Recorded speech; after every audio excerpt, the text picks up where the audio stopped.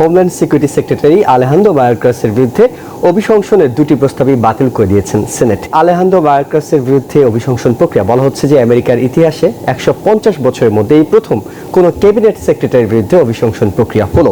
এই আলেহান্দ্রো মায়োর্কাসকে অভিশংসন করার মধ্য দিয়ে রিপাবলিকানরা আসলে কি প্রমাণ করতে চেয়েছে? রিপাবলিকানদের দেখাতেই হবে যে তারা কতটা শক্ত on the issue of immigration. Homeland security secretary Alejandro মায়োর্কাসের বিরুদ্ধে অভিশংসনের দুটি প্রস্তাবই বাতিল করে দিয়েছেন সিনেট। আজকে ভোটাভুটি হয়েছে, সেখানে 51 এবং 49 ভোটে ডেমোক্রেটদের প্রস্তাবটি পাশ হয়েছে। এই যে আলেহান্দ্রো মায়োর্কাসের বিরুদ্ধে অভিশংসন প্রক্রিয়া বলা হচ্ছে যে আমেরিকার ইতিহাসে 150 বছরের মধ্যে এই প্রথম কোনো ক্যাবিনেট সেক্রেটারির বিরুদ্ধে অভিশংসন প্রক্রিয়া হলো। এই যে এত তোড়জোড় রিপাবলিকানদের, তারা এর আগে হাউজে পাশ করেছে, যেহেতু সেখানে তাদের সংখ্যাগরিষ্ঠতা ছিল। হাসান ফেরদৌস, আপনাকে দিয়ে শুরু করতে চাই। সেটা হলো, এই আলেহান্দ্রো মায়োর্কাসকে অভিশংসন করার মধ্য দিয়ে রিপাবলিকানরা আসলে কি প্রমাণ করতে চেয়েছে? কেন তাদের এত বেশি চেষ্টা তদবির? মাথায় রাখতে হবে যে দুই দলই তাদের প্রধান নজর থাকে তার বেইজের উপরে। আমার বেইজ খুশি হচ্ছে কিনা। এই মুহূর্তে সবচেয়ে বড় ইস্যু রিপাবলিকানদের জন্য কোনটা? ইমিগ্রেশন। ডেমোক্রেটদের জন্য সবচেয়ে বড় ইস্যু কোনটা? অ্যাবর্শন। এই দুটো ইস্যু নিয়ে কিন্তু আগামী নির্বাচনটা হবে। ফলে রিপাবলিকানদের দেখাতেই হবে যে তারা কতটা শক্ত on the issue of immigration. এখন হাস্যকর কি, মায়োর্কাসের বিরুদ্ধে যে অভিযোগ, কি অভিযোগটা কি? যে তিনি বর্ডারকে নিরাপদ করতে পারছেন না, ইমিগ্রেশন ইস্যু সলভ করতে পারছেন না। মায়োর্কাস তো প্রেসিডেন্ট নন, উনি তো একজন সেক্রেটারি, উনি একজন মন্ত্রী। মন্ত্রিত্ব পলিসি কি বলে ঠিক করে না, মন্ত্রী প্রেসিডেন্টের পলিসি ইমপ্লিমেন্ট করে। যদি কাউকে ইমপিচ করতেই হয় তবে তুমি করবে প্রেসিডেন্টকে, মায়োর্কাসকে কেন করবে? সে একজন মন্ত্রী মাত্র। ফলে পুরোটা ইটস এ স্পেকটাকল। এটা খেলা একটা, বললাম না আগের খেলা, এটা একটা খেলা। যে খেলাতে গ্যালারিতে আমরা বসে আছি, আমরা দেখছি, আমরা কারা? বোকা মানুষেরা। এইটুকু আমরা জানি, সবাই জানে যে এটা কিন্তু টিকবে না, ইমপিচ করার পরে টিকবে না সিনেটে। কারণ সিনেটে তো মেজরিটি ডেমোক্র্যাটরা, গেলে সঙ্গে সঙ্গে 2 ঘন্টার মধ্যে প্রস্তাব বাতিল হয়ে গেল। ফলে এই খেলাটা কেন খেলি আমরা? এর তো কোনো প্রকৃত কোনো অর্থ নেই, প্রকৃত কোনো চেষ্টাও নেই। আসল লক্ষ্য হচ্ছে তাদের সমর্থকদের এটা বোঝানো, ভাই আমি কিন্তু তোমার জন্য খাটছি, এত করে ইমিগ্রেশন ইস্যুটাকে আমি হ্যান্ডেল করতে। মজা কি, তোমাশাকে কি ঘটলো? ইমিগ্রেশন বন্ধ করবার জন্য, ইমিগ্রেশন ক্রাইসিসকে হ্যান্ডেল করবার জন্য প্রস্তাব উত্থাপন করা হলো। প্রস্তাব আসলো, যে প্রস্তাবটা রিপাবলিকান ডেমোক্রেট মিলে তৈরি করলো, যে প্রস্তাবটা এই স্পিকার জনসন এন্ডোর্স করলেন, শেষ পর্যন্ত কি হলো? ট্রাম্প সাহেব বললেন যে আমি এই প্রস্তাব পাশ হোক, তা চাই না। কারণ এই প্রস্তাব পাশ হয়ে গেল তো ইমিগ্রেশন প্রবলেম সলভ হয়ে গেল, আমার ইস্যু থাকবে না তো আর। ফলে মূল লক্ষ্য প্রবলেম সলভ করা না, মূল লক্ষ্য প্রবলেম চিয়ে রাখা, আলোচনায় প্রবলেমটা আনা, পলিটিক্যাল গেম মাত্র। এর চাইতে খারাপ, এর চাইতে নষ্ট কংগ্রেস আমার অভিজ্ঞতা আর কখনো ছিল না। এত অযোগ্য, অথর্ব এবং রাজনৈতিকভাবে বিভক্ত কংগ্রেস আমেরিকার ইতিহাসে আগে ছিল বলে আমার অন্তত জানা নেই। জি, ডক্টর গোলাম এম মাতবর, যেটি হাসান ফেরদৌস ভাই বলছিলেন যে এটা আসলে আলেহান্দ্রো মায়োর্কাসের পলিসি তো না, পলিসিটা বাইডেনের, কিন্তু ঝিকে মেরে বউকে শেখানোর অনেক সময় বিষয় থাকে।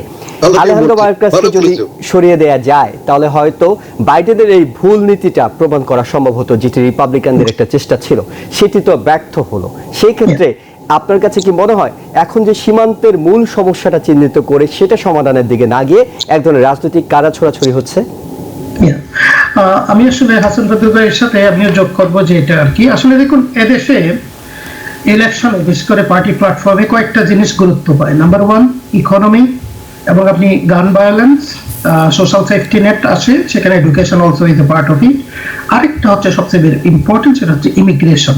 এখন দেখুন যে যেটা গেম বলেন বা যেভাবে ট্র্যাপ বলেন, যেটা যে economy is really like enviable in the whole world, এখানে কিছু করতে পারছে না। এখন তাহলে কোথায় গিয়ে তারা কিছু বলবে? তাদের তো কিছু বলতে হবে যে সমস্যাটাকে এক্সাজারেট করা বা এটাকে জিয়ে রাখা, যেটা ফেরদৌস ভাই বললেন যে সুতরাং দ্যাট ইজ হোয়াট ইমিগ্রেশন। আমি কিন্তু এর আগে কয়েকটা অনুষ্ঠানে বলছি, দেখেন ইমিগ্রেশন নিয়ে ওরা আসবে। এখন যেটা যে তারা এখন যেটা 150 ইয়ার্সের ইতিহাসে যেটা তারা চেঞ্জ করতে চাচ্ছে, দেখুন এখানে যে এক্সিকিউটিভ ব্রাঞ্চ, যেটা president, vice president and secretaries, 15 secretaries, এদের কাজটা কি? They do not make policies. Policies তো লেজিসলেটিভ ব্রাঞ্চে পলিসি করে, Congress, house and Senate, right? এবং সে ইমপ্লিমেন্ট করে হচ্ছে আপনার cabinet, Secretary, executive branch. So Mayorkas is just a secretary, he is not a policy maker.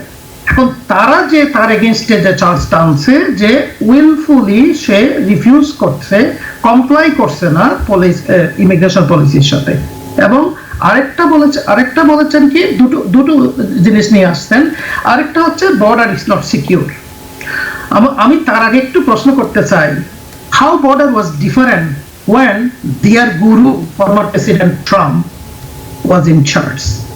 What policy did you give? So they are not looking at, এখন তারা যেটা করতে চাচ্ছে সেটা হচ্ছে প্রবলেম যেটা আছে সেটাকে আরো কমপ্লিকেটেড করতে চাচ্ছে, because they have no other things to be done. So this is what. So মায়ারকাসের এখানে সমস্যাটা কি? মায়ারকাসকে তো আসলে সে একজন secretary, he can not actually change anything, as we said before. If you have to go against someone, that's what go against your president.